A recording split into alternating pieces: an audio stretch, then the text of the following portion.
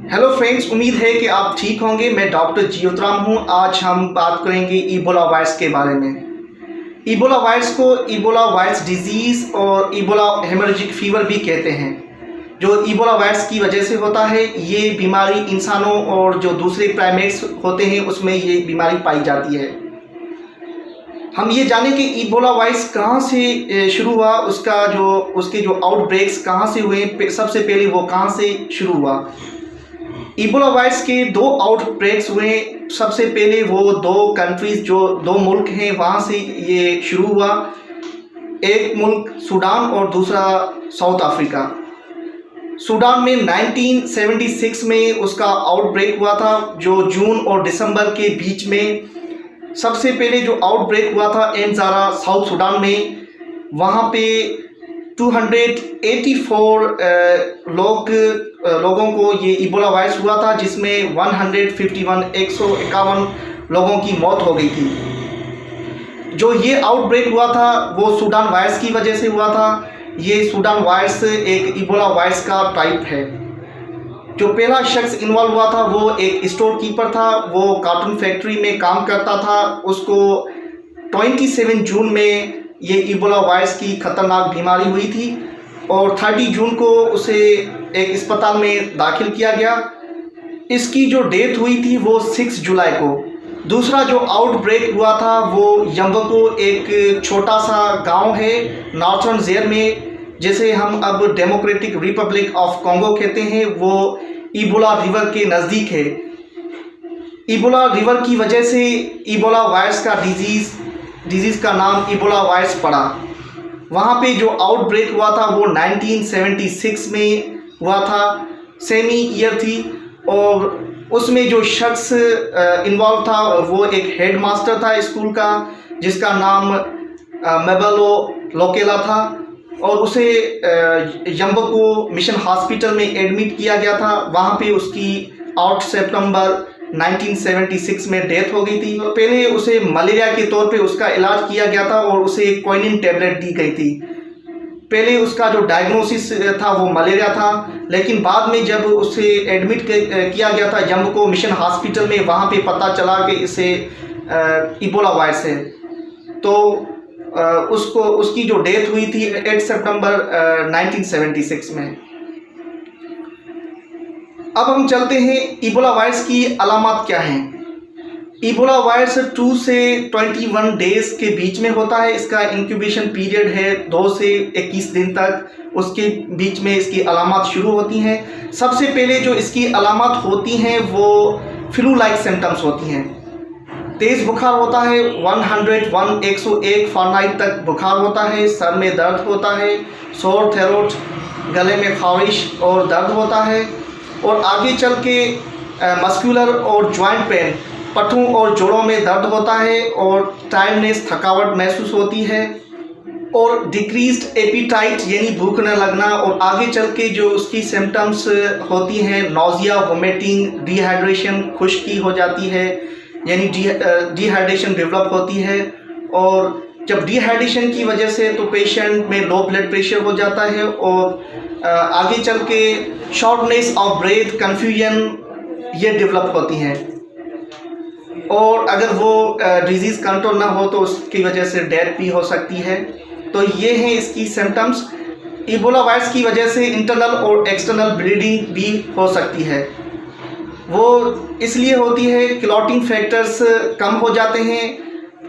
उसमें heavy bleeding के chances जो होते हैं वो बहुत ही रेयर, अनकॉमन होते हैं। अगर हैवी ब्लीडिंग ज़्यादा जो खून बहता है तो वो हमारे आंतों यानी GIT, गैस्ट्रोइंटेस्टिनल ट्रैक्ट में हैवी ब्लीडिंग के चांसेस हो सकते हैं। और जब एक्सटर्नल ब्लीडिंग, हमारी स्किन में ब्लीडिंग होती है, तो वो पेटिकिया पर्पुरा हेमाटोमा इकीमोसिस की शक्ल अख्तियार कर लेती है। इसके फॉर्म में वो नज़र आती है। और ब्लीडिंग हमारे जो इंजेक्शन साइट्स होती हैं वहाँ पे ब्लीडिंग भी होती है। अब हम बात करेंगे रिकवरी और डेथ। जो डेथ, मौत होती है इबोला वायरस की वजह से, वो due to low blood pressure. जब ब्लड प्रेशर बहुत ही कम हो जाता है, वो इसलिए कम होता है कि हमारे बॉडी से उल्टी की वजह से सीवियर डिहाइड्रेशन हो जाती है और फ्लूइड लॉस हो जाता है। इसकी वजह से लो ब्लड प्रेशर हो जाता है और उसकी वजह से डेथ होती है। रिकवरी की बात करें तो रिकवरी 7 से 14 दिन के बाद होती है। रिकवरी जो पेशेंट सर्वाइव हो जाते हैं, जो रिकवर हो जाते हैं, उसे ऑनगोइंग मस्कुलर और जॉइंट यानी पट्टों और जोड़ों का दर्द होता है और उसमें जो सुनने की सलाहियत होती है वो कम रहती है और कंटिन्यूड टायर्डनेस यानी उसमें थकावट जारी रहती है। तो ये जो प्रॉब्लम्स होते हैं, जो सर्वाइवर्स होते हैं, जो रिकवर हो जाते हैं, उनमें से ये होती है। एंटीबॉडीज़ की बात करें तो एंटीबॉडीज़ जो इबोला वायरस की वजह से जिस पेशेंट में बनती हैं वो कम से कम 10 साल तक एंटीबॉडीज़ स्टे करती हैं, लास्ट करती हैं। 10 साल तक वो रहती हैं उस जिस्म में। इबोला वायरस के 5 एग्ज़ाम हैं, जिनमें से 4 एग्ज़ाम इंसानों में इबोला वायरस करवाते हैं। उसके नाम Bundibugyo virus, Sudan virus, Ebola virus, typhoid virus, Reston virus. Reston virus जो 5वां ये वायरस है, ये इंसानों में Ebola virus disease haemorrhagic fever नहीं करवाता। जो 4 एग्ज़ाम हैं पहले मैंने बताए हैं, वो 4 एग्ज़ाम इंसानों में इबोला वायरस डिजीज़ करवाते हैं। इबोला वायरस कैसे ट्रांसमिट होता है? How does Ebola virus transmit? Ebola virus की ट्रांसमिशन, जो शख्स जिसे इबोला वायरस हो गया हो, उसकी जो ब्लड और उसके जो बॉडी फ्लूइड्स होते हैं वहाँ से वो ट्रांसमिट होता है। जो ब्लड इन्फेक्टेड ब्लड होता है, अगर वो किसी को ट्रांसफ्यूज़ हम करते हैं तो वहाँ से इबोला वायरस के ट्रांसमिट के चांसेस होते हैं। उसके जो बॉडी फ्लूइड्स होते हैं, जिसमें सलेवा, वोमिटिंग, फीसिस, टीयर्स और जो सीमन, यूरिन जो होते हैं, ये जो बॉडी फ्लूइड्स सारे होते हैं, स्वेट जिसमें पगर भी आ जाता है, तो ये बॉडी फ्लूइड्स होते हैं। इसकी वजह से इबोला वायरस की ट्रांसमिशन पॉसिबल है। तो इबोला वायरस की ट्रांसमिशन इस बॉडी फ्लूइड्स और ब्लड की वजह से हो सकती है। सबसे पहले जो इबोला वायरस इंसानों में आता है वो फरूट बेट्स जो चमगादड़ होते हैं वहाँ से, चिंपैंजीज और गोरिल्लास वहाँ से होके इंसानों में आता है। और ह्यूमन टू ह्यूमन जो ट्रांसमिशन होती है वो खून और बॉडी फ्लूइड्स के थ्रू होती है। हम पैथोफिजियोलॉजी के बारे में बात करें तो सबसे पहले हमारा जो ये इबोला वायरस होता है, हमारी बॉडीज़ में बहुत सारे सेल्स पे अटैक करता है, हमला करता है। उसमें से सबसे पहले जो सेल्स होते हैं मैक्रोफेजेस होते हैं।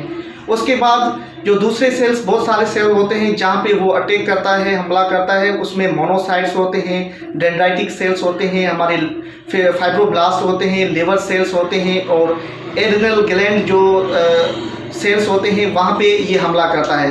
उसके बाद हमारे लिम्फ नोड्स पे अटैक करता है और लिम्फ नोड्स के बाद जो हमारी ब्लड स्ट्रीम में आ जाता है, हमारे इम्यून सिस्टम में भी अटैक करता है। तो ये है इसकी पैथोफिजियोलॉजी। सबसे पहले मैंने आपको बताया कि वो मैक्रोफेजेस को अटैक करता है। उसके बाद उसके रिस्पांस में वो हमारी जो बॉडी होती है बहुत सारे जो केमिकल सिग्नल्स पैदा करती है। उसके बाद वो केमिकल जो सिग्नल्स पैदा होते हैं, केमिकल्स पैदा होते हैं, उसकी वजह से सेप्टिक स्टेट भी हो सकती है हमारी बॉडी में। उसके बाद सेप्टिक शॉक और डेथ भी हो सकती है। तो ये है pathophysiology of Ebola virus. How can we diagnose Ebola virus? Ebola virus का डायग्नोसिस कैसे होता है? सबसे पहले हम CBC कंप्लीट ब्लड काउंट करवाएंगे, जिसमें हमें लो प्लेटलेट्स काउंट और initially WBCs white blood cells होते हैं वो पहले हमें डिक्रीज मिलेंगी। बाद में अगर हम करवाएंगे तो हमें WBCs वो बढ़े हुए मिलेंगे, इंक्रीज वाइट ब्लड सेल्स मिलेंगे। उसके बाद हम अगर लिवर फंक्शंस टेस्ट करवाएं, जिसमें हमें लिवर जो एंजाइम्स होते हैं, अमाइनो ट्रांसफेरेजेस AST और ALT वो हमें बढ़े हुए मिलेंगे। ALT एलेनाइन अमाइनो ट्रांसफेरेज और AST स्पॉटेड अमाइनो ट्रांसफेरेज। अगर हम जो ब्लीडिंग की जो टेस्ट होती हैं, जिसमें हमें प्रोथ्रोम्बिन टाइम और पार्शियल थ्रोम्बोप्लास्टिन टाइम और ब्लीडिंग टाइम वो हमें प्रोलॉन्ग मिलेंगे। उसके बाद अगर हम एंटीबॉडीज़ टेस्ट करवाएं तो उसमें हमें IgG और IgM एंटीबॉडीज़ वो मिलेंगे। On the onset of infection पहले जो एंटीबॉडीज़ ज़ाहिर होती हैं वो IgM ज़ाहिर होती हैं और उसके बाद जो 6 से 18 दिन में जो एंटीबॉडीज़ ज़ाहिर होती हैं इबोला वायरस में वो होती हैं IgG।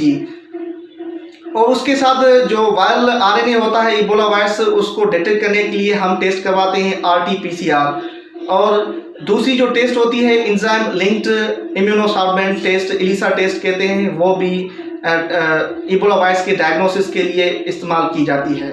तो ये है diagnosis of Ebola virus. How can we treat Ebola virus? Ebola virus का इलाज क्या है? अभी तक कोई भी ऐसी एंटीवायरल ड्रग्स नहीं बनी है जो इबोला वायरस को ट्रीट करे, लेकिन उसका जो ट्रीटमेंट सपोर्टिव ट्रीटमेंट है, यानी कि अगर किसी को फीवर हो जाता है इबोला वायरस में तो उसमें हम एंटीबायोटिक्स ड्रग्स देते हैं। बुखार के खिलाफ जो ड्रग्स होती हैं जिसमें हम पेनाडोल देते हैं।